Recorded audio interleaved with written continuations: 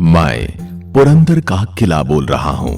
मैं वही किला हूं जहां संभाजी महाराज का जन्म हुआ था और मैं मराठा साम्राज्य में एक विशेष महत्व रखता हूं, क्योंकि मुझे ही शिवाजी महाराज ने अपनी पहली जीत के रूप में दर्ज किया था।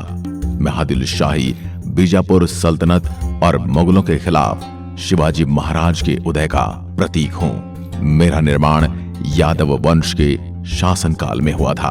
मेरा पुरंदर नाम भगवान परशुराम के नाम पर रखा गया है।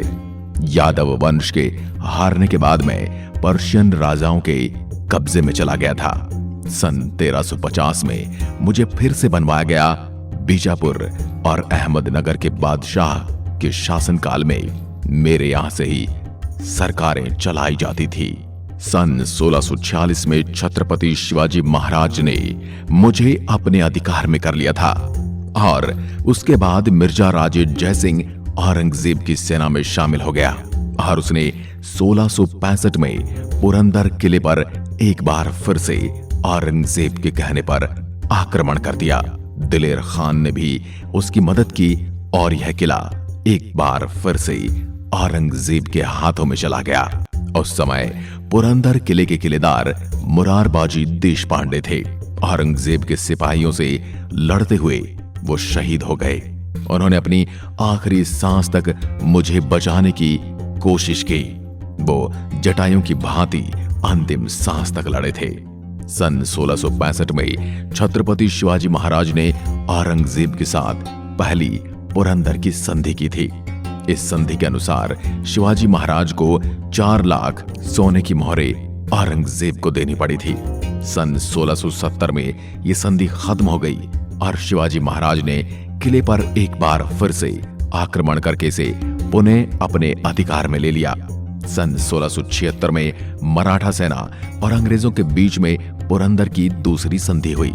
सन 1818 में मेरे किले पर अंग्रेज सेना के जनरल प्रिजलर का कब्जा हो गया था।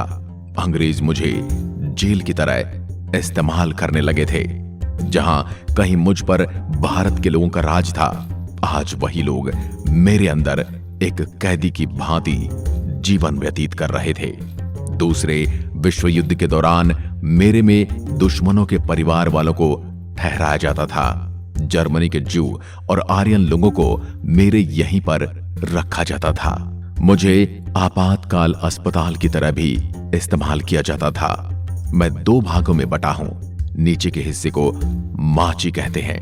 माची के उत्तर दिशा में छावनी और अस्पताल बने हैं। किले के भीतर भगवान पुरंदेश्वर का एक बहुत ही भव्य मंदिर बना हुआ है। माधवराव पेशवा का मंदिर भी किले के भीतर ही बना है। मेरे किले के सेनापति किलेदार मुरारबाजी देशपांडे का पुतला भी यहीं पर बनाया गया है, जिन्होंने मुगलों से किले की रक्षा करने हेतु अपने प्राणों का बलिदान दे दिया था। माची के उत्तर में अनेक बड़े दरवाजे हैं, जहां से द्वारपाल किले की निगरानी करते थे। मेरे किले के ऊपरी भाग को बाले किला कहते हैं। बाले किला में प्रवेश करने के लिए दिल्ली दरवाजा नामक बड़े दरवाजे से गुजरना होता था। इस किले में सवाई माधवराव पेशवा का एक और मंदिर पाया जा सकता है। प्राचीन केदारेश्वर मंदिर भी किले का आकर्षण है। मैं शिवाजी महाराज और अंग्रेजों के बीच के संघर्ष का भी गवाह रहा हूं। मैंने शिवाजी महाराज को यहाँ पर योजनाएं बनाते हुए देखा है। मैंने शिवाजी महाराज के साहस को देखा है। मैंने शिवाजी महाराज को दुश्मन से लोहा लेते हुए देखा है। लेकिन जब अंग्रेजों ने मुझे अपने अधिकार में ले लिया, तब यहाँ एक चर्च का भी निर्माण करवा दिया गया। मैं मराठा महान राज्य की वीरता को दर्शाता हूँ। मेरे ही भीतर एक गुप्त सुरंग है जो बाहर तक जाती है। युद्ध में सैनिक, सिपाही और अन्य लोग मेरी इस गुफा का इस्तेमाल करते थे। मैं यानी पुरंदर का किला पश्चिमी घाट की पहाड़ियों में समुद्र से 4472 फीट की ऊंचाई पर स्थित हूं। मुझे एक बार फिर से गिरने से रोकने के लिए एक बलिदान अनुष्ठान किया गया, जहां एक पुरुष और एक महिला को किले के गढ़ों में से एक के नीचे जिंदा दफन कर दिया गया, ताकि उसके संरक्षक देवता को प्रसन्न किया जा सके। जल्द ही एक और अनुष्ठान किया गया, जहां राजा ने एक मंत्री को आदेश दिया कि वह एक ज्येष्ठ पुत्र और उसकी मां को गढ़ की नींव में दफन कर दे, जो तुरंत सोने और ईंटों की एक और भेंट के साथ किया गया था। जब गढ़ समाप्त हो गया तो मंत्री येसाजी नाइक को मेरे किले का अधिकार दे दिया गया और बलिदान किए गए लड़के के पिता को 2 गांव से पुरस्कृत किया गया। ये ऐसी विडंबनाएं और ऐसी विचारधाराएं और ऐसी रूढ़िवादी रिवाजों को देखकर मेरा मन भी पसीज जाता है। कैसे 2 गांव की जागीरदारी के बदले कोई अपने बेटे की बलि दे सकता है।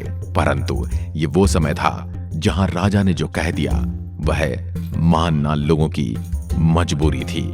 मैं एक पहाड़ी पर स्थित हूं, उस वजह से घूमने के लिए और ट्रैकिंग के लिए एक अच्छा अनुभव आपको प्रदान करता हूं।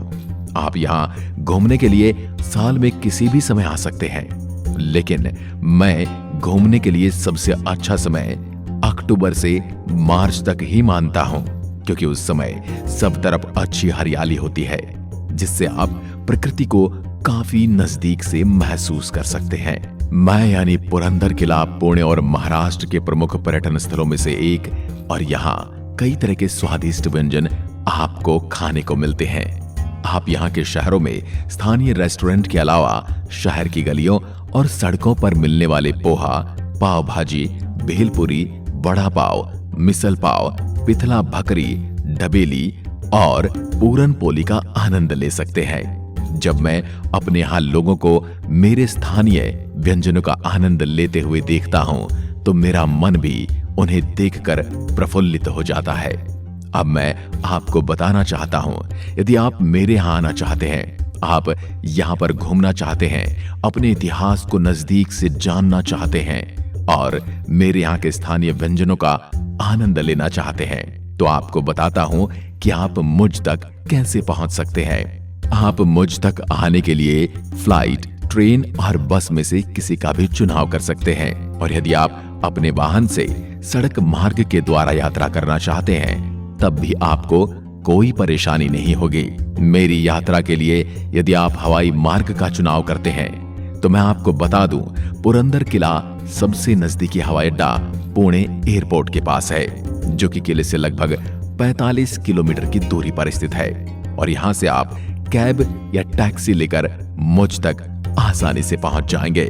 यदि आप मुझे देखने के लिए, मुझसे मिलने के लिए आप रेल मार्ग का चुनाव करते हैं तो मैं आपको बता दूं कि पुणे रेलवे स्टेशन किले का सबसे नजदीकी स्टेशन है, जो कि मुझसे लगभग 29 किलोमीटर के अंतराल पर है, और यह देश के अन्य प्रमुख रेलवे स्टेशन से काफी अच्छी तरीके से जुड़ा हुआ है।